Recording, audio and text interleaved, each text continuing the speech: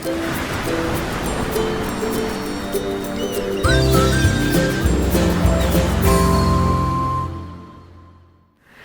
there, this is Allison with Let's Go Travel Tips. Today we've got a lot to talk about. We're going to talk about cruise shortages here in the United States, what's going on with that, as well as some things that I think it's really important for people who are not vaccinated to consider if you are considering going on a cruise right now, and then two other just updates for you. So first of all, I would like to welcome all of our Let's Go family members. It is just wonderful to have all of you here with us, and also welcome to all of you who are new. We're really glad to have you with us. If there's anyone here who hasn't subscribed, we would really appreciate it if you would subscribe to our channel. And I think you're going to love being part of the Let's Go family as well. We have so many wonderful people here who share so much helpful information and their experiences. It is just a marvelous place to be if you like to think about cruising, going on a cruise, just anything at all. So first of all, I want to talk to you about what is going on with the cruise shortages here in the United States. So we have been hearing about people who are on cruises that are not fully staffed. And sometimes that overflows into things like anytime dining not being anytime dining anymore. Some people are saying that they have a reservation and they go to the dining room at the time of their reservation and they have to wait a really long time to go ahead and be seated, or they don't have the type of table that they had requested, whether they just wanted a table for however many are in their group, just one or two or how many, or if they'd requested to be seated with other cruisers, they're not getting to do that. And so what this really turns out to be is a lot to do with cruise shortages. And I had started to look into it, and then one of our wonderful Let's Go family members posted over on our Facebook group a very succinct description of what's going on. And I want to say right off, his name is John Tom, and I don't know if that's his real name or just his handle that he uses there on Facebook, but boy do I appreciate. And with all of the research I have done, it very much backs up what he is saying here. So I want to remind everybody, first of all, if you are not in our Facebook group yet, you should come and join us. It is the best group, and people post the most fantastic photos like you wouldn't believe it, and so then we get to see each other more. It's just really lots of fun, as well as answering lots of questions. So here's what he says. He reminded everyone that as crew joins the cruise lines here in the United States, they have to get a visitor visa to come.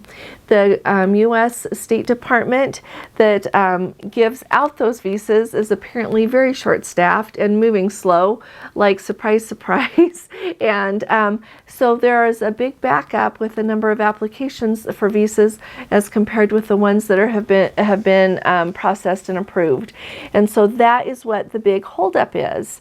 And so even though all of these people have applied to come to be crew members on the cruise ships, they are still waiting and waiting and waiting.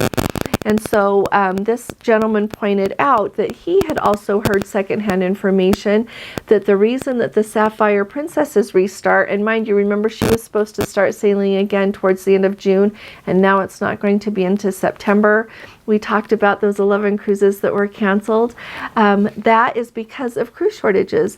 They said they wanted to be able to keep the crew that they do have here for sailings in the United States. They wanted to be able to keep them on the ships that are already in service, and that they needed to move crew in order, to keep the crew from having to staff the Sapphire Princess right off.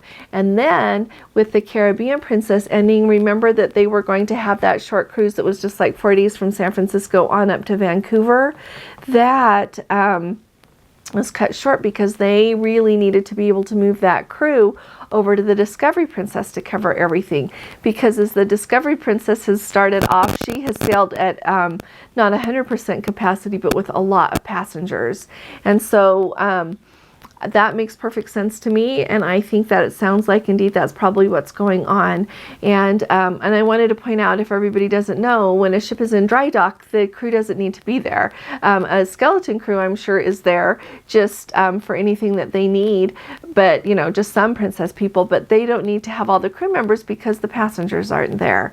And so I wanted to give everybody a heads up about this. With this knowledge, it helps me be a little bit more patient. As I read, I know that you heard heard me say the other day in a video that, you know, anytime dining being their time dining is not cool. And I have a feeling that Princess knows that and that they're working on it, and so it just reminds me to be a little bit more patient. I have not heard anything about cruise shortages on the ships that are sailing out of the UK or out of Europe, and so if anyone can comment on that, I would love to hear from you. And this is a really good time for me to say I have really not been getting any updates lately. I know everyone is really busy, and when you're on a cruise, you are not obligated to send me an email. You're never, in fact, obligated to send me an email. But if you ever would like to share anything about your cruise once you get home, we would just love to hear from you. I know that we've got all these cruises going on in the Caribbean. We've got them going on in the UK and Europe now. We're ready to start off on the Alaska season. And we've got the Mexican Riviera going. So just if anyone has anything to share on any cruise line, we would love to hear from you. So thank you. And once again, thank you to Mr. John Tom, who posted this over on our Facebook page. It is really useful information, and it really brought together a lot of the things that I have been looking into. So thank you. The next thing that I want to talk to you about is really, I think, a really good warning to all of us. And a big thank you to Amy, who sent me this news story. Apparently, over at London's Heathrow Airport, British Airways is having a really hard time getting the luggage to passengers. So it says that once again, British Airways is drawing flack from passengers who didn't get their luggage at London's Heathrow Airport. Hundreds of passengers arriving at Heathrow had to wait for luggage for hours and hours, and some of them still don't have it yet. And so what I wanted to let you know is not only to be patient with this, but be prepared as you travel if you are going to end up not getting your luggage for a few hours, or even some people are saying it's taken a few days to get their luggage. Apparently back in February when there was a hurricane, for whatever reason, they had a hard time with luggage then, and some people didn't get their luggage for a week. And so whenever Gordon and I travel, I always take a carry-on, especially going abroad. But you know what? I even do it here in the U.S. And I always make sure that I have like an extra change of clothes, like clean underwear, everything that you're going to need, so that you would be okay without your bag. And especially prescription medications. One of the people posted on Twitter and said that they had arrived on a flight from Rome, and they were so upset because they didn't have their luggage, and their very important medication was in the bag, and the gentleman was so upset. And so I just wanted to remind all of us, like, never, ever, ever, ever put your prescription medication in your checked luggage. Just don't do that, because you never know what's going to happen, and just what if it gets lost? That is a really hard thing to replace. Plus, you don't want to get sick not having the medicine that you need. So I just thought this was a wonderful reminder on a lot of levels. And you know, I know that this summer, this spring really, we're in spring now and into the summer and the fall, it is going to be a really busy travel time because so many people are tired of staying home.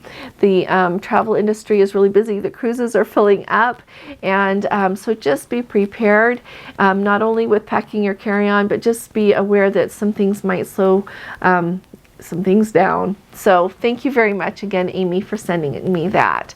Now, the next thing I want to talk about with you all is what I think that some of our Let's Go family members who are not vaccinated should be thinking about if you're thinking of going on a cruise now. I received a really nice email from, I hope I'm saying his name right, Luciano? I don't know. I hope I said that right. Or Luciano? Anyway, they are booked on a British Isle cruise, and this is the perfect example.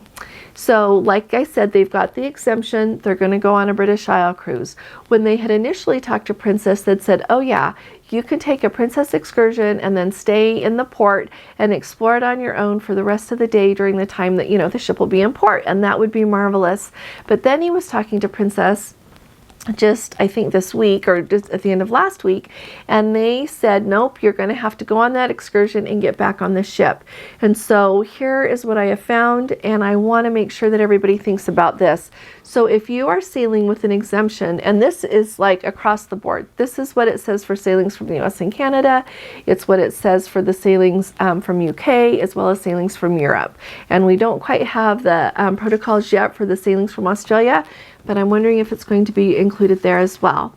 So first of all, if you're not vaccinated, you've got to remember that you've got to do that PCR test within 3 days, and then at boarding you're going to be tested again, and a charge of $150 each will be added to your stateroom account for that test. And then we have what it says. It says you may not be permitted ashore in all ports, and if you're allowed, you may go ashore only through shore excursions sold by or through Princess using their tour operators who comply with the COVID-19 protocols. Self-exploration or participation in shore excursions not sold through or operated by Princess will not be permitted. So you hear that. Shore self-exploration is not going to be permitted. So I am sorry to say it, but I think that if you are on sailing with an exemption and you get off on a port and you're on a Princess excursion at the end of that, it sounds like you're going to have to go back to the ship. Now, I can see that in some ports that are really particular. In fact, for the sailings from Europe, they talk about if you're not vaccinated and you're going to ports like in Italy and Greece, you're going to have to probably have additional testing. Now, I think the really interesting thing is like the United Kingdom is wide open. They have taken away their requirements as far as testing and vaccination, all of that stuff. And so I'm a little bit surprised that in those locations you can't get off the ship and explore on your own because they're letting people fly in that aren't vaccinated and not worrying about it. And so I just want to have all of you think about that requirement, because you know what, and this is just like me thinking about it if it was me. If I were going on the cruise that I am going on in at the end of May, I would have to think long and hard about getting back on the ship at the end of the excursion, because in some ports you're there for a long time, and if you have any spare time, you want to get to be in the city. And so just make sure that you think long and hard about that. As I think about it, we always try to book, especially if we're going places that I've been dying to go to or that I really know what I like to see. I book excursions that last all day long. And so usually in the ports, they will have excursions that last like most of the time. And so if you need help looking at those excursions, you can send me an email. But because I try to help people with this when I help them with their cruise, you want to look at what will give you the best experience for where you're going. And if you're not really familiar with the place, like, it is really good to either book another tour or an excursion. And so just keep that in mind. And if you, I know this gentleman mentioned that some of the tours are all sold out, so there's not any excursions. So that means in those ports you don't get off the ship. So what would I do if it was me in that instance? And so this is just me. But please remember that Princess still has their Book with Confidence program going on, that if you booked a cruise by March 31st and it sails before September 30th, you can cancel it. And you get the cancellation fees back. You get the portion that you would get refunded, but any amount that would usually be in a cancellation fee that you wouldn't get back, you're going to get it back now as a future cruise credit. That is an enormous amount of flexibility. And so you could take that future cruise credit and book something further down the road, so that you could go, and hopefully these protocols would go away by then. I don't know if these protocols are going to stick. I would have hoped that they would have gone away by now myself. I think that there's enough people walking around everywhere that having a few people off of a ship who aren't vaccinated is neither here nor there, but that's just my opinion. And so, yeah, be thinking about that, because otherwise you can cancel if you get COVID. And remember that if you want to use that Book with Confidence program, you've got to do it 30 days or more before your sail date. Okay, you can't do that within 30 days. They don't do that. So just keep that in mind. Think long and hard about these things. And so, yeah, that's everything that I've got to think about that, as well as think of on some of the sailings. Like I said, in Europe, some of them you're going to have more testing in order to be able to get off in the ports. And so just a heads up, think about what works for you and then make your choice. That's the best way to do it. Now, the last thing I wanted to let you know about is just kind of fun. Princess just barely announced that they have got a brand new video series with the conservationist Jeff Corwin. Now, they have, if you're not familiar with this, Princess has some other series. They've got their Ocean Treks, which has apparently been very popular. It even won some Emmy awards for their production. It's been a really good, a very very good series for them to have. And so they are going to do, and it's going to be a 28 series, a 28 episode series, sorry about that. And like I said, it's going to be hosted by Jeff Corwin, and it's also going to have the president of Princess Cruises, John Paget, is going to be in some of them. It's just going to, it says, feature short stories about environmental management, wildlife conservation, and sustainability. So apparently the first episode is already available on Princess Cruises' YouTube channel. So look that up if you want. I haven't had a chance yet to do that. And they're going to release a new episode every week. And I just thought it would be something really fun to look at. And so, you know, every once in a while, I ask anybody if they have ever seen what happened to those Princess Destination in-depth videos. It used to be that you could watch them on your stateroom TV, and it was really fun because it would talk about individual destinations. And they would have these professors from UCLA add some interesting history and some facts to it. Then they would show all of this like beautiful scenery in the place, and you know, just like what you would see if you went to that place. And that really enlightened some of my cruise planning, because I really enjoyed that. But now they're gone, and you ask people at the desk and they don't know where they are. And I've looked for them on YouTube, but if anybody else knows or remembers them even, let's talk about that in the discussion below, because I think that would be fun. Also, I would like to hear from you, like if you guys have any thoughts for people who are unvaccinated, or like what would you do? I know that there are people who are unvaccinated for lots of reasons, so I'm not giving anybody grief about not being vaccinated. I just want you to think about like how they're handling things to make sure that you get the vacation that you expected. Okay, so if anybody's got anything on that, I would love to hear from you, as well as anybody that if you've flown into Heathrow lately, let us know what that is like as well, because we've got a lot of cruises sailing from Southampton this summer. So that is everything that I've got today. I really appreciate you all. I appreciate all of you who leave comments. I appreciate all of you who do so much to help inform all of us about what's going on. So thank you very, very much. If you appreciate these updates, would you please give this video a thumbs up, as that really helps us. So thanks. I'll be talking to you all again really soon. You all take really good care. God bless you. Love you. Bye-bye.